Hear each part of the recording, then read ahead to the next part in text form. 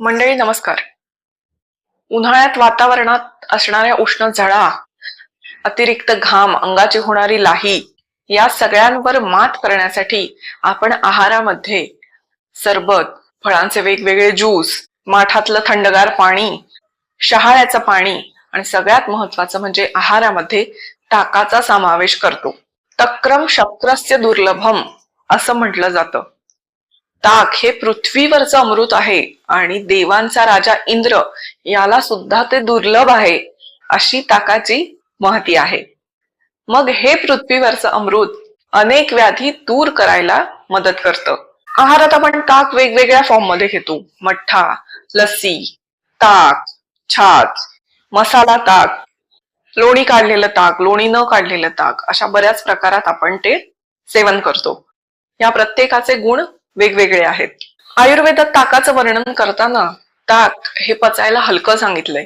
चवीला आंबट, किंचित तुरट आणि मुख्य म्हणजे वात आणि कफाचा नाश करणारा सांगितलं आहे.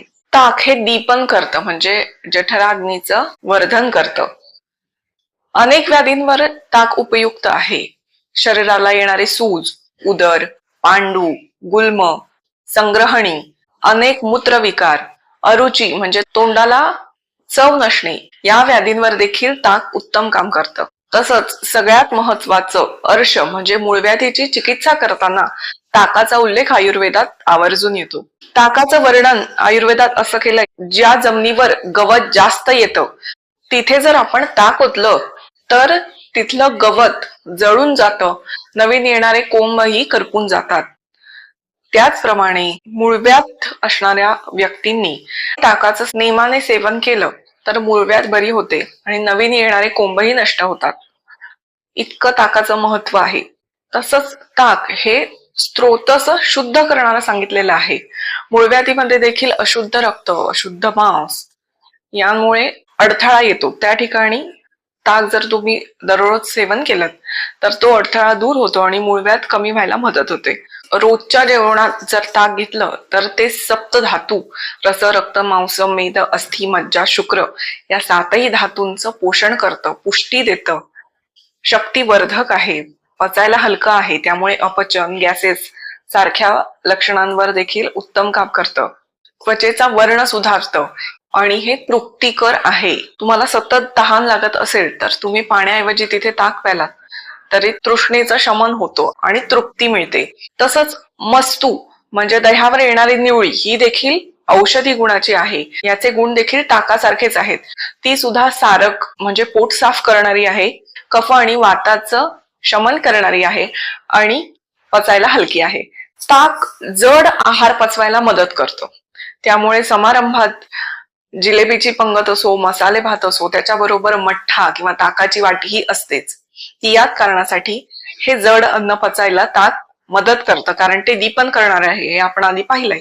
तसंच मठ्ठ्यामध्ये कोथिंबीर, हिरवी मिरची, जिरे, सैंधव यांचा वापर असतो. त्याच्यामुळे ताक पचायला अजून हलकं होतं आणि भूक वाढवतं. ताकामध्ये calcium, potassium, phosphorus, vitamins, antioxidant properties आहेत. त्याच्यामुळे हाडं बळकट करतं, स्किन डिसीज कमी करतं, केसांच्या आरोग्याला देखील ताक उत्तम आहे. तसंच यात प्रोबायोटिक्स आहेत, आतड्यांचं आरोग्य उत्तम ठेवतात. दह्याचे गुण बघतानाही आपण पाहिलंय का त्यात प्रोबायोटिक आहेत. दह्यापासूनच ताकाची निर्मिती होते, पण दही पचायला थोडं जड आहे आणि दह्यापासूनच बनलेलं ताक हे पचायला हलकं आहे. त्याचे गुण थोडे वेगळे आहेत. दह्याचे गुण काय आहेत हे आपण गेल्या भागात बघितलंय. दह्यात दुप्पट किंवा तिप्पट पाणी घालून ते घुसळून ताक बनवलं जातं. या घुसळण्याच्या प्रक्रियेमुळे ताक पचायला हलकं होतं. जितकं ताक घुसळू तितकं ते पचायला हलकं. हीच आपल्या आहार संस्कृतीची खासियत आहे. उन्हाळ्यात होणाऱ्या डोकेदुखीत ताकामध्ये जायफळाची पूड चिमूटभर घालून ते ताक प्यावं. पित्ताचा त्रास असणाऱ्यांनी ताकात जिरेपूड आणि साखर घालून प्यावं. मूळव्याधीमध्ये ताक नेमाने वाटीभर तरी प्यावंच. तसंच गॅसेस, अपचन, करपट ढेकरा, पोटफुगी, पोट जड होणे या विकारांमध्ये, या लक्षणांमध्ये ताकात मिरेपूड किंवा अगदी बाजारात मिळणारा ताक मसाला तुम्ही घरी केलात तरी उत्तम, तो चिमूटभर घालून किंवा सैंधव चिमूटभर घालून ते ताक प्यालत यात लाभ होतो. मगाशी बघितल्याप्रमाणे ताकामध्ये vitamin, phosphorus, calcium, potassium, antioxidant गुणधर्म आहेतच. दह्यात दुप्पट तिप्पट पाणी घालून आपण ताक बनवतो. त्याच्यामुळे ताकामध्ये पाण्याचा अंश जास्त आहे. उन्हाळ्यात शरीरातील पाण्याची पातळी नियंत्रित ठेवण्यासाठी ताक उत्तम मदत करतं. त्यामुळे बॉडी हायड्रेट ठेवायला ताक मदत करतं. आहारामध्ये 1 ते 2 वाटी ताक किंवा 1-2 ग्लास ताक तुम्ही नक्की पिऊ शकता. तेवढंच प्यावं. कोणत्याही गोष्टीचा अतिरेक वाईट. मोठमोठे ग्लासेस भरून ताक पिणं हेही चुकीचंच आहे. याच्यामुळे ते सारक देखील आहे. त्याच्यामुळे अति ताक प्यालात तर अतिसाराचा धोकाही संभवतो. त्यामुळे ताक जपूनच प्यायचंय. 1 ते 2 वाटी किंवा एखाद दुसरा ग्लास तुम्ही दिवसातनं पिऊ शकता. तसंच ताकामध्ये पाण्याचं प्रमाण जास्त असल्यामुळे ते लो कॅलरीज देखील आहे.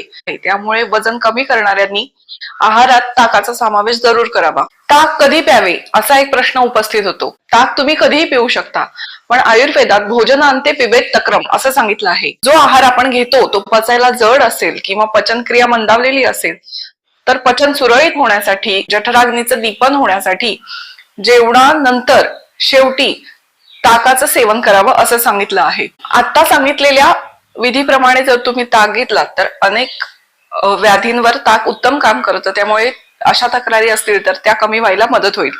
असेच नवनवीन व्हिडिओ पाहण्यासाठी डॉक्टर सुकन्या कुलकर्णी या युट्यूब चॅनलला लाईक, शेअर आणि सबस्क्राईब करा. तोपर्यंत नमस्कार.